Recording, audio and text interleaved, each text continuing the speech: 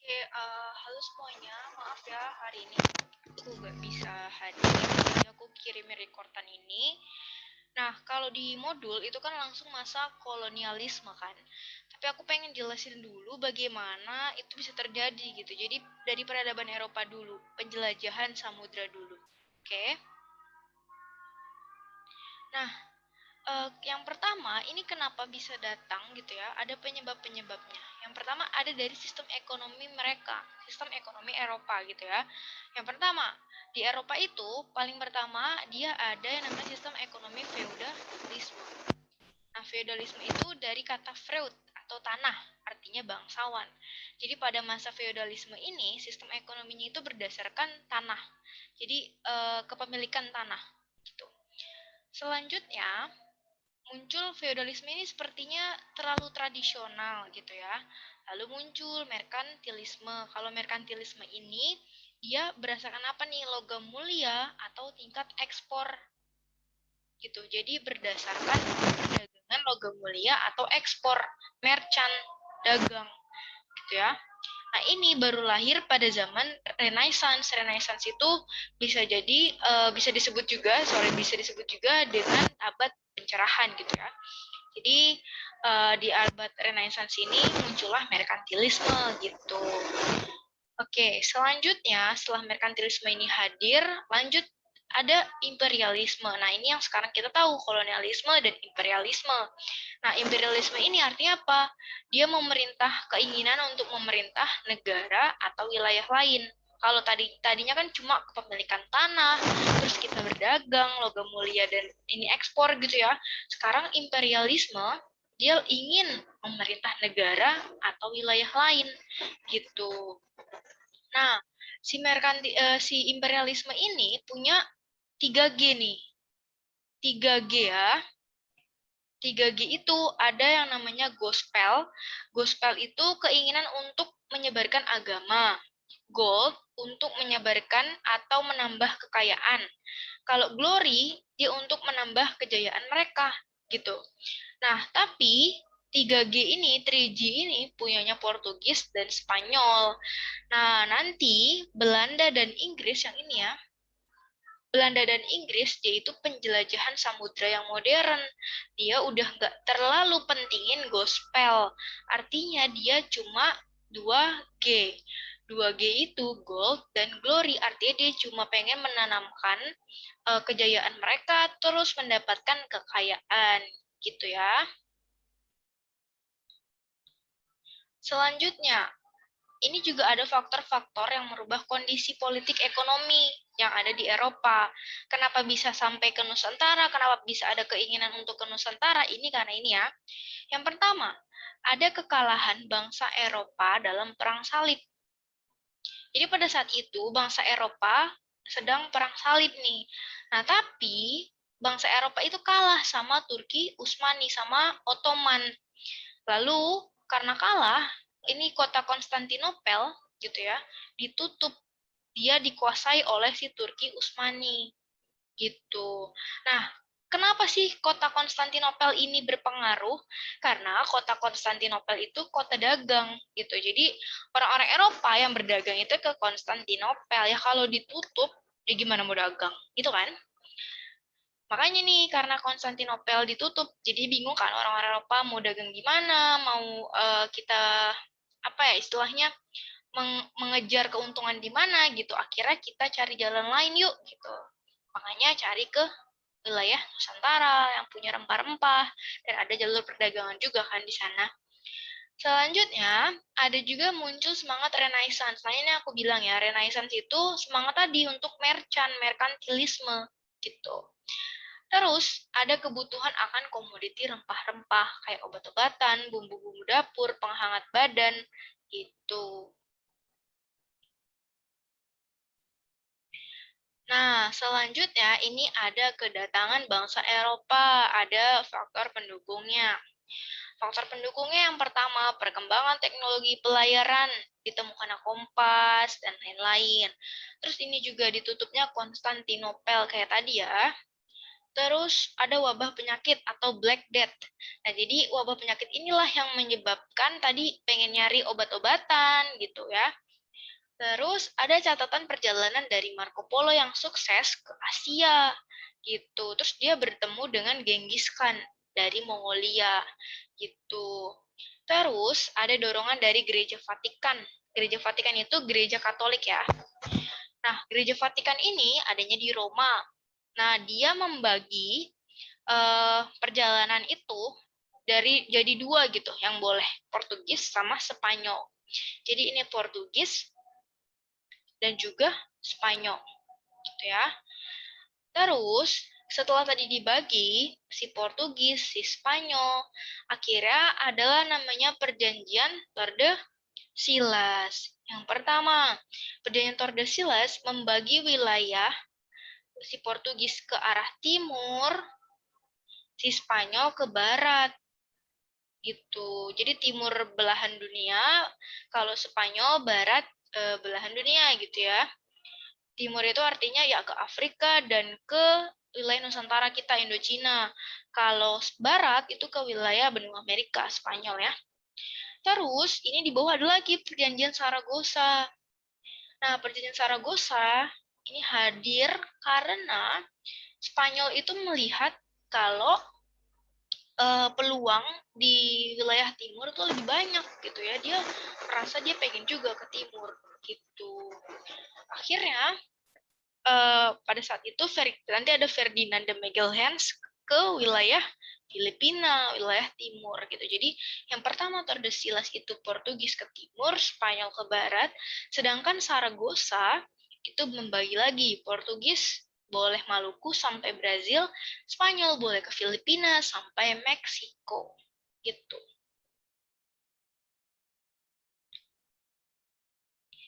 Oke, selanjutnya ini ada ekspedisi samudra. Ini ada ekspedisi tapi aku bagi dua. Yang pertama ekspedisi samudra 1. Tadi kan yang kedua Belanda dan Inggris. Kalau yang pertama itu Portugis dan Spanyol dengan semangatnya yang disebut juga dengan 3G. 3G, Gold, Glory, dan Gospel.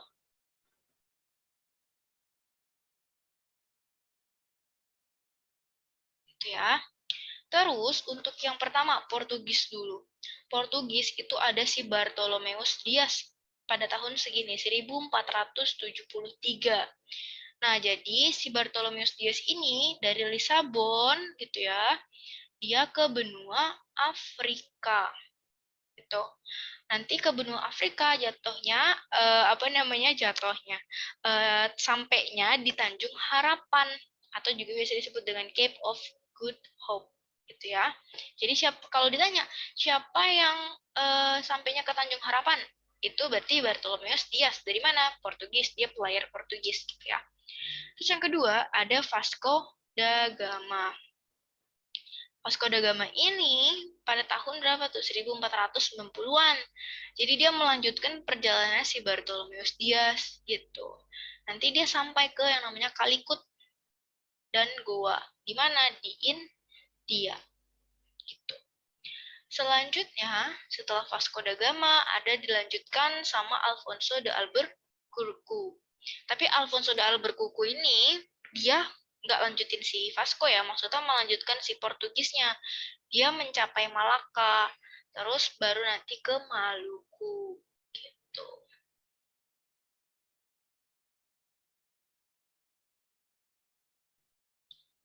Oke, ini kepotong ya, ini ekspedisi Samudra 2. Nah, ekspedisi Samudra 2, ya, ini masih satu, sorry, ini masih Spanyol, astaga. Ini masih satu, Spanyol. Oke, untuk Spanyol, ini Christopher Columbus. Terus jadi Christopher Columbus ini disebut-sebut sebagai orang pertama yang tiba di benua Amerika. Cuma ini masih menjadi perdebatan. Apakah benar si Christopher Columbus ini yang menemukan benua Amerika? Gitu, jadi masih jadi perdebatan ya.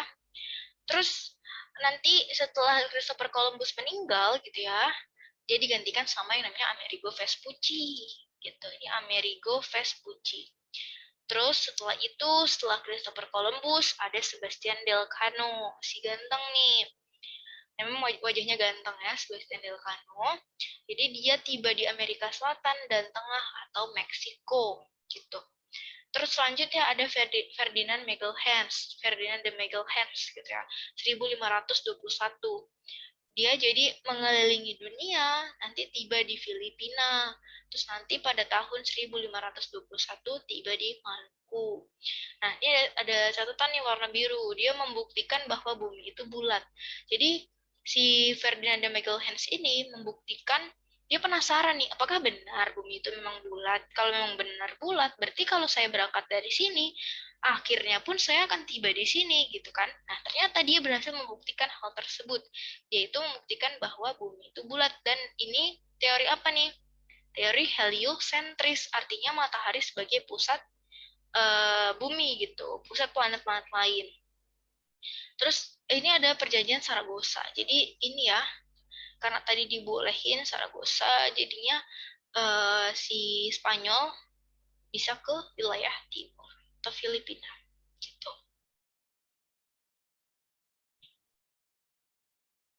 Oke, selanjutnya ini ada nama-namanya nih. Ini ada Bartolomeus Dias, Vasco da Gama, Alfonso de Albuquerque. Ini dari Portugis yang bawa ini dari Spain. Ada apa namanya, Christopher Columbus, Sebastian Elcano, ganteng kan nih? Ya. Terus ada Ferdinand de Magelhaens gitu.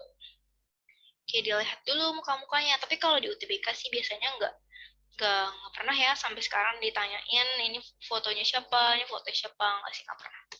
Jadi ya, santai-santai aja untuk hafalin muka, kayaknya nggak terlalu ditanyakan gitu ya. Nah, setelah tadi ada uh, upaya apa namanya, Spanyol dan Portugis datang, tentunya ada persinggungan. Persinggungan itu artinya konflik ya antara penduduk lokal dan Portugis juga Spanyol. Yang pertama ada pasti kalau ada asap pasti ada api, ada penyebabnya kenapa bisa terjadi persinggungan ini. Yang pertama ada praktik monopoli gitu. Jadi ada praktik monopoli. Monopoli itu apa sih? Jadi monopoli itu seakan-akan hanya dia gitu produsen, seakan-akan hanya dia tempat untuk menjual gitu. Jadi pada saat itu warga-warga Indonesia itu cuma boleh jual rempah-rempah, boleh jual pokoknya hasil-hasil tani itu ke Portugis dan Spanyol aja gitu, nggak boleh ke orang lain karena ya tadi Portugis dan Spanyol memonopoli, dia cuma pengen dia doang gitu. Tapi walaupun ke dia doang harganya tuh ya dinaikin, dimahalin gitu ya. Jadi itu namanya praktik monopoli gitu. Lalu ada imperialisme ini ya. Imperialisme itu artinya keinginan untuk menduduki suatu wilayah gitu. Jadi nggak cuma berdagang, mereka ternyata pengen menguasain wilayahnya juga. Terus ada perebutan hegemoni. Nah, hegemoni ini maksudnya adalah wilayah kekuasaan. Jadi artinya perebutan kekuasaan gitu ya, wilayah yang kuat gitu. Nah, ini ada contoh-contoh dari perebutan hegemoninya. Jadi Ternate, wilayah Ternate ini dibuat Portugis, Tidore ini buat Spanyol. Nah, ini kan kelihatannya sepele ya teman-teman ya. Nah, ini nih sepele ya. Tapi tahu nggak, ini keluar di UTBK kemarin gitu. Jadi bener-bener dia ditanyain cuma satu kalimat malahan. Jadi ditanyain, pokoknya aku lupa ya soal gimana. Tapi intinya wilayah Ternate untuk siapa gitu. Jadi kayak harus ingat-ingat gitu. Terus karena tadi ya, ini ada semangat 3G, Gold, Glory, Gospel. Sebenarnya yang menjadi masalah itu adalah Gospel, yang paling ya, yang juga memicu, dari karena kan ini kebanyakan kesultanan-kesultanan Islam gitu kan. Terus, ini ada persinggungan, jadi nanti terjadi perang-perang, yang pastinya kebanyakan dari mereka kalah gitu ya, kebanyakan dari mereka kalah. Ya, siapa mereka itu? Ya Indonesia, rakyat-rakyat Indonesia gitu. Terus nanti ada akulturasi. Nah, akulturasi ini antara penduduk Portugis dan lokal menghasilkan apa aja? Ada penggunaan nama-nama Portugis biasanya di wilayah Indonesia Timur. Terus bangunan-bangunan seperti gereja gitu ya. Terus bahasanya juga ada bahasa serapan dari Portugis dan Spanyol. Terus ada kesenian keroncong Jakarta, itu berasal dari Spanyol, Portugis gitu ya. Terus ada jenis-jenis makanan yang mirip-mirip, terus pakaiannya juga gitu.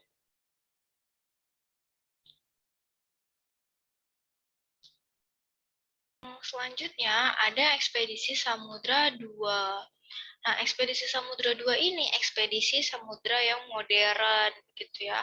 Dia sudah tidak mementingkan gospel lagi, tidak terlalu ingin untuk menyebarkan agama gitu. Nah, ini ada Belanda dan juga Inggris. Tentu saja ada faktor-faktornya. Yang pertama, ditutupnya Lisabon. Lisabon itu tempat dagangnya Eropa gitu. Jadi, ya kalau ditutup tempat dagang, ya gue harus cari tempat baru gitu kan istilahnya. Terus yang kedua, ada semangat balas dendam dari Portugis. Jadi mereka-mereka ini pengen balas dendam sama Portugis karena tadi Portugis itu menutup Lisabon gitu loh. Terus keinginan untuk cari rempah-rempah juga. Nah, yang pertama ada dari Inggris. Inggris punya yang namanya slogan yang membuat mereka tuh jadi membara-bara untuk menjelajah di Nusantara. Ada Britain rules the waves. Jadi istilahnya ya Britania mengatur ombak. Artinya maksudnya gini, kayak mengatur pelayaran gitu ya. Jadi mereka pengen banget ekspedisi, ekspansi gitu. Terus siapa aja nih tokoh-tokohnya? Pertama ada Sir Francis Drake. 1579 dia ke pantai utara Jawa dan juga Maluku. Terus ada Sir James Lancaster 1601. Dia berhasil mendirikan konsulat dagang di mana? Di Banten. Gitu. Jadi ada Sir Francis Drake, Sir James Lancaster. Gitu ya. Oke, ini sorry potong ya. Selanjutnya ada Sir Henry Middleton. Nah, Sir Henry Middleton ini ke Aceh nih dia. Dia ke Aceh. Nah, jadi siasatnya Sir Henry ini dia dengan kerjasama sama pedagang yang nggak mau dagang sama Portugis karena tadi Portugis itu kan dia punya semangat apa? Gospel kan, ingin menyebarkan agamanya. Sedangkan di Aceh apa? Kebanyakan mayoritas mereka Islam kan. Jadi ditolak gitu. Nah, warga-warga yang menolak untuk kerjasama dengan Portugis itu diambil sama si Sir Henry. Jadi kayak udah sama saya aja gitu loh. Selanjutnya ada ekspedisi Samudra 2. Ekspedisi Samudra 2 yang selanjutnya ada Belanda. Nah, Belanda ini ada mungkin nggak asing ya, ada Cornelis de Houtman. Nah, jadi Cornelis de Houtman ini terkenal sombong. Ini udah ada tulisannya sombong. Kenapa sombong? Ya itu tadi dia datang-datang sombong gitu ya, kayak nganggep rendah orang lain. Nah, karena dia sombong gitu ya, dia sombong, akhirnya diusir sama warga-warga Banten gitu. Terus untuk menggantikan si Karnels de Houtman dikirim lagi ke Van Eyck melanjutkan Houtman. Dia menguntungkan Belanda dengan ya itu tadi monopolinya gitu ya, menguntungkan Belanda. Terus selanjutnya ada Peter Both. Peter Both ini gubernur jenderal pertama VOC. VOC pertama kalinya tahu ya VOC kongsi dagang Belanda gitu. Nah, VOC ini awalnya di Ambon. Nanti baru dipindahin ke Jakarta. Kenapa dipindahin? Karena ya kalau Ambon itu terlalu jauh kan sama lokasi strategi intinya apa namanya? Intinya Ambon itu nggak strategis gitu untuk dijadikan tempat dagang. Makanya pindah ke Jakarta. Gitu ya. Nah, ini udah ada foto-fotonya sesuai dengan urutan gitu ya. Kalian bisa hafalin. Ini dari Inggris yang atas, yang bawah dari Belanda. Ya. Oke, selanjutnya ada persinggungan penduduk lokal dengan VOC. Yang pertama, ada Sultan Nuku dari Ambon. Nah, penyebabnya adalah monopoli perdagangan. Ini penyebabnya. Monopoli perdagangan. Nah, si Sultan Nuku ini dijuluki Lord of Fortune gitu ya. Kenapa? Karena dia istilahnya selalu bisa kabur, selalu bisa kayak dia menang gitu lah ya dari apa namanya? Belanda ini gitu, dijulukinya sama si Inggris gitu. Terus yang kedua ada Sultan Hasanuddin dari Makassar. Kenapa penyebabnya? Karena ada monopoli juga, pasti ya, monopoli itu uh, selalu hampir selalu jadi masalah penyebab gitu, penyebab utama. Terus ada perebutan hegemoni juga. Terus nanti ada perjanjian Bongaya. Perjanjian Bongaya itu perjanjian yang mengakhiri pertengkaran antara Sultan Hasanuddin dengan VOC. Tapi Sultan Hasanuddin harus melepaskan jabatannya gitu. Jadi istilahnya VOC yang berkuasa gitu. Selanjutnya ada Sultan Agung. Sultan Agung dari kerajaan atau Kesultanan Mataram. Nah, Sultan Agung ini udah 2 kali istilahnya berperang sama VOC, tapi dulunya gagal. Kenapa? Pertama, faktor pertamanya di perang pertamanya ada kekurangan logistik. Logistik itu artinya makanan gitu ya, makanan, obat-obatan dan lain-lain. Terus kurang persenjataan. Terus juga masalah internal. Masalah internal itu dalam kurung sini ada bupati pesisir. Jadi zaman dulu tuh kan walaupun ada kesultanan tapi tetap kayak sekarang ya. Misal ada gubernur, ada bupati. Kalau dulu namanya bupati. Bupati itu ya orang yang mimpin suatu wilayah gitu, beberapa wilayah kecil otonomi gitu. Nah, si bupati-bupati ini itu diiming-imingi sama VOC kalau misalnya udahlah sama kita aja dapat lebih gede gajinya, dikasih uang bla bla bla, dikasih kongsi bla bla bla gitu ya. Jadinya ya udah bupati pesisir ini menarik dukungan ke Sultan Agung ini gitu.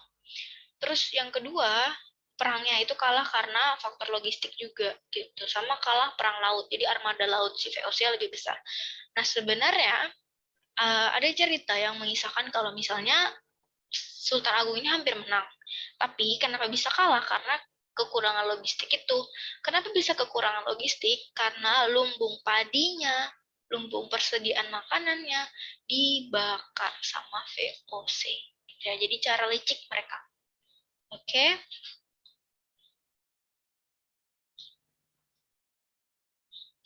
Selanjutnya, ada persinggungan penduduk lokal dengan VOC. Yang keempat, Sultan Ageng Tirtayasa dari Banten. Jadi Sultan Ageng Tirtayasa ini diadu domba sama VOC dengan Sultan Haji. Jadi anaknya Sultan Haji, jadi ini diiming-imingi sama VOC. Kalau diajak bla bla bla, nanti kita kongsi gitu. Tapi si Sultan Ageng ini tahu kalau misalnya ini cuma siasatnya VOC aja gitu. Nah, ini praktiknya namanya divide et impera gitu ya. Divide et impera.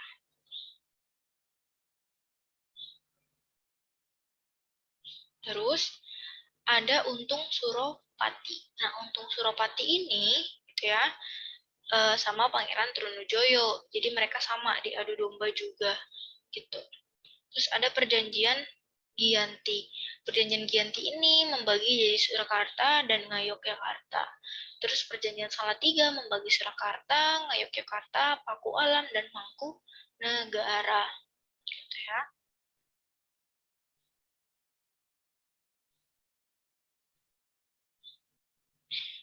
Selanjutnya, setelah tadi VOC berjaya-jaya, ngadu domba orang, ternyata dia juga bisa runtuh.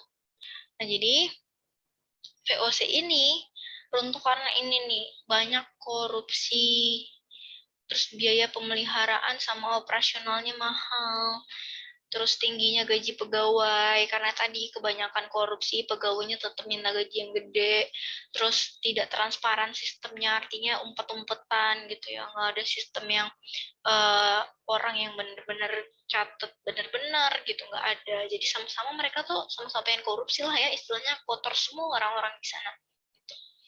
Terus kalah bersaing dengan OIC dan EIC. Jadi OIC dan EIC ini miliknya Inggris gitu ya. Terus ada beberapa hak oktroi. Hak oktroi ini hak istimewa punyanya VOC. Jadi mereka punya hak-hak istimewa. Yang pertama, ada monopoli perdagangan. Tentunya ini sebelum mereka runtuh ya. VOC. Banten versus VOC ini karena monopoli ladanya. ada politik adu domba atau divide et imperanya. Terus nanti adu domba Sultan Ageng versus Sultan Haji gitu ya. Nanti pertempurannya gimana? Sultan Haji sama VOC yang menang tentunya. Terus Kesultanan Banten diusir prajurit-prajuritnya ya. Gitu. Jadi karena monopoli, terus ada politik adu domba juga antara bapak dan anak Sultan Haji dan juga Sultan Ageng. Nah, setelah tadi itu pada masa Belanda ada VOC, ini pasca Belanda, gitu ya. Nah, pasca Belanda ini sebenarnya juga sama aja, masih sama Belanda-Belanda juga. Maksudnya ke VOC-nya gitu ya, lebih ke orang-orang Belandanya. Kalau tadi kan lebih ke VOC-nya gitu. Nah, yang pertama ada Perang Padri. Perang Padri ini awalnya ingin memurnikan agama Islam yang ada di Sumatera Barat. Jadi para padri itu sebutan untuk ulama atau cendekiawan, agamawan gitu ya. Namanya Harimau Nan Salapan. Dia baru datang umroh gitu ya. Ke wilayah Sumatera Barat, dia ingin memurnikan agama Islam. Karena pada saat itu banyak yang mabuk-mabukan, banyak yang pergaulan bebas, zina, dan lain-lain. Jadi pengen murnikan agama Islam ke jalan yang benar. Gitu. Nah, yang pertama, ini Perang Padri ini sebenarnya cukup panjang ya. Nah, pertama, Perang Padri ini pengen ngelawan apa? Kaum adat. Kaum adat itu ya tadi ya, kaum yang begajulan istilahnya, kaum yang nggak taat agama. Jadi dia kan pengen murniin agama Islam, jadi melawannya kaum adat. Tapi pada perang kedua, si kaum adat ini melihat ada bantuan uluran tangan dari Belanda. Gitu. Jadi Belanda ngebantuin kaum adat. Gitu. Akhirnya kaum adat dan Belanda menang. Gitu. Terus nanti yang ketiga, ada perang lagi. Kenapa? Karena di yang kedua kan kaum adat sama Belanda menang nih. Ternyata kaum adat merasa kalau Belanda kok setelah menang kayak seenaknya sama kaum adat juga gitu loh. Maksudnya kayak jadi semena-mena sama kaum adat. Jadi cuma jadiin alat doang. Si kaum adat itu dijadikan alat untuk memenangkan wilayah Sumatera Barat. Nah, melihat hal tersebut, kaum adat pengen dong merebut wilayahnya lagi. Akhirnya yang perang ketiga, Padri plus kaum adat gitu ya versus Belanda gitu. Jadi pertama Padri versus kaum adat, yang kedua Padri versus kaum adat plus Belanda, yang ketiga Padri plus kaum adat versus Belanda. Kira ya tetap aja karena Belanda lebih kuat persenjataannya, Sumatera Barat jatuh ke tangan Belanda. Selanjutnya, ini ada Thomas Matulesi, ini gambar ya, atau Patimura yang di uang seribuan tuh. Sama Christina Marta Tiahahu, fotonya gak ada di sini. Tapi mungkin kalian kalau di SD tahu ya fotonya Christina Marta Tiahahu itu yang mana? Dia pahlawan gitu ya. Terus dia pahlawan dari mana? Perang Patimura gitu. Kenapa perang Patimura ini bisa meletus? Yang pertama ada Hongi Tokyan. Hongi Tokyan ini itu ada pelayaran Hongi tadi tuh yang mengawasi jalannya kegiatan monopoli gitu kan. Jadi kok kesel gitu ya Patimura ini, Thomas Matulas ini. Ngapain sih pakai gitu-gituan gitu, kesel. Terus ada monopoli juga, jadi tambah kesel. Akhirnya mereka melawan dan kekalahan Patimura sebagai akhirnya di benteng New Victoria gitu ya. Terus nanti dibentuk juga benteng Dorset. Gitu. Ada namanya benteng Dorset di Maluku. Selanjutnya ada perang di Ponegoro. Aduh, ini agak ribet ya tulisannya gimana, tapi dari Tegalrejo dulu. Jadi perang di Ponegoro ini adanya di Tegalrejo terjadinya gitu ya. Nah, alasan umum terjadinya itu pertama, ada intervensi politik oleh Belanda. Jadi Belanda tuh istilahnya ikut campur. Dia bukan siapa-siapa, tapi dia ikut-ikutan kayak ngambil kebijakan di wilayah Kesultanan Diponegoro, wilayah sana gitu ya. Terus yang kedua, ada kebijakan sewa tanah yang memberatkan. Gitu ya. Ketiga, ada pajak tol. Nah, itu kan umum-umum ya, umum-umum. Soalnya itu ada alasan khususnya kenapa nih. Yang pertama, Belanda itu masang patok. Patok itu kayak batas-batas gitu untuk buat jalan. Jadi dia pengen buat jalan, tapi dikasih patok-patok kayak, oh ini batas jalannya di sini, di sini, di sini gitu. Nah, itu masang patoknya kalau di tanah biasa ya nggak apa-apa, tapi ini membuat Pangeran Diponegoro itu marah karena patok itu dipasang di makam leluhurnya si Pangeran Diponegoro ini. Jadi nggak sopan gitu ya, nggak ada etika banget nih si Belanda gitu. Akhirnya si Diponegoro ini pengen perang nih gitu sama Belanda, tapi dia punya taktik supaya tidak kalah. Yang pertama, dia bangun goa. Goa itu untuk kayak persembunyian gitu ya. Terus yang kedua, menyatukan bangsawan, rakyat, dan ulama. Karena kalau sebelumnya itu kan perjuangannya ya udah ulama aja, rakyat aja, bangsawan aja gitu ya. Malah bangsawan tuh jarang gitu ya. Nah, sekarang dia nyatuin gitu satu suara, kita harus benar-benar ngelawan Belanda nih gitu. Kalau gini terus ya Belanda semakin semena-mena gitu. Terus setelah itu ada dia membuat pemimpin tiap wilayah. Kalau tadi kan yang sebelum-sebelumnya ya udah langsung serang gitu kan. Kalau ini dia bikin pemimpin-pemimpin nih, kayak kamu misalnya Joko, kamu mimpin wilayah ini, Andi, kamu mimpin wilayah ini gitu. Jadi kayak ada pemimpinnya. Jadi nggak, orang tuh kan nggak, yang orang dipimpin itu nggak bingung kan. Kita harus gerak kemana. Jadi ada pemimpin setiap wilayah gitu. Jadi biar nggak kehilangan arah gitu. Terus bedanya lagi, perang Diponegoro ini perang gerilya. Perang gerilya itu jadi dia siang-siang itu ngumpet sambil memantau gitu ya. Terus nanti baru keluar sedikit-sedikit gitu. Nggak langsung yang kayak di film-film serang perang gitu ya. Jadi pelan-pelan gitu. Nah, karena dia pelan-pelan sedikit-sedikit, itu perangnya memakan waktu yang lama gitu. Jadi namanya perang gerilya.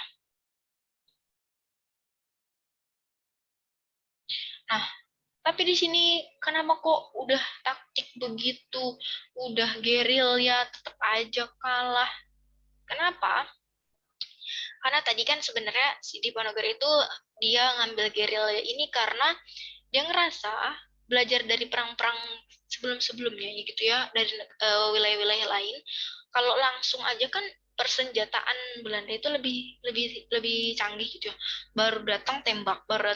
Sedangkan kita pakai bambu, pakai batu, pakai ketapel dan lain-lain, dan itu kan jauh banget gitu ya perbedaannya. Jadi kesannya kalau langsung bareng-bareng ya tentu saja kita bakal gampang banget dikalahin gitu. Nah, caranya adalah gerilya, pelan-pelan gitu. Jadi kita numpas satu-satu gitu secara tersembunyi, sembunyi-sembunyi. Nah, tapi Diponegoro bisa kalah karena ya Belanda udah tahu taktiknya si Diponegoro. Karena kan dia pakai gerilya. Belanda tahu kan taktik perang itu. Akhirnya dia bikin format benteng stelsel. Benteng stelsel itu artinya kayak dikepung, jadi sengaja Diponegoro itu sama rakyat, sama apa namanya, pengikutnya itu dibawa ke tempat situ, digiring istilahnya, terus nanti dibunuh-bunuhin. Terus perang ini tapi apa namanya, walaupun Belanda menang, tapi perang ini adalah perang yang menguras uang atau kas Belanda. Jadi kas Belanda tuh kosong. Karena kenapa? Karena kan tadi gerilya. Gerilya itu pelan-pelan, lama gitu ya perangnya. Jadi menguras uang lebih banyak gitu. Terus ada perang Bali atau Jagaraga pada tahun 1846. Ini ketuanya I Gusti Ketut Gelantik salah satunya gitu ya. Nah, alasannya kenapa? Belanda menguasai Bali tentunya. Yang kedua, Belanda berontak karena adanya hukum tawan karang. Hukum tawan karang itu apa? Jadi di Bali itu punya namanya hukum tawan karang. Nah, hukum tawan karang itu kayak setiap kapal gitu ya, setiap kapal yang istilahnya terdampar di wilayah perairan Bali, udah masuk teritorialnya Bali, itu jadi milik warga Bali, jadi milik kerajaan Bali. Walaupun ya apa namanya, istilahnya masih ada orang di dalamnya yang nggak disakitin orangnya, tapi istilahnya barang-barang muatan yang ada di dalamnya itu milik orang Bali karena kan terdampar gitu. Itu namanya hukum tawan karang. Nah, jadi Belanda ini nggak suka adanya hukum tawan karang, jadi dia nggak mau nyerahin barang-barangnya gitu. Ya, jadi dia nggak suka. Nah, makanya nggak apa namanya, pemimpin dari Bali ini, kerajaan-kerajaan Bali balik berontak melawan Belanda gitu. Karena dia melawan hukum tawan karang tadi yang sudah ditetapkan. Selanjutnya, ada beberapa strategi yang diterapkan pada perang ini. Yang pertama ada gerilya kayak tadi yang udah aku jelasin.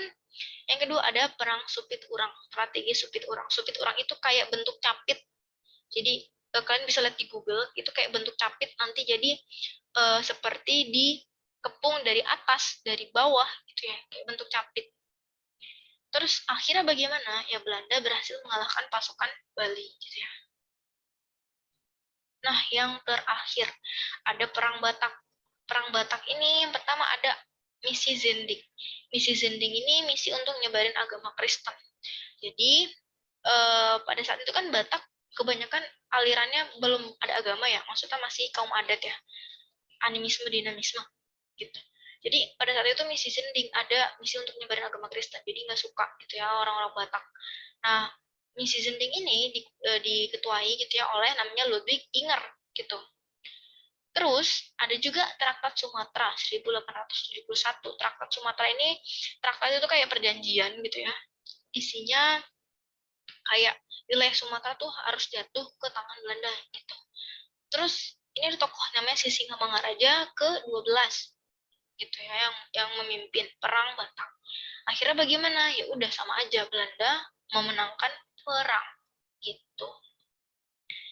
Oke, guys. Sepertinya pertemuan kita sampai sini dulu. Nanti aku akan kirim kuisisnya kalau ini ditayangin ya. Jadi apa namanya? Terima kasih. Mohon maaf kalau ada kekurangan ya, guys. Uh, apa namanya? Semangat terus belajar. Assalamualaikum.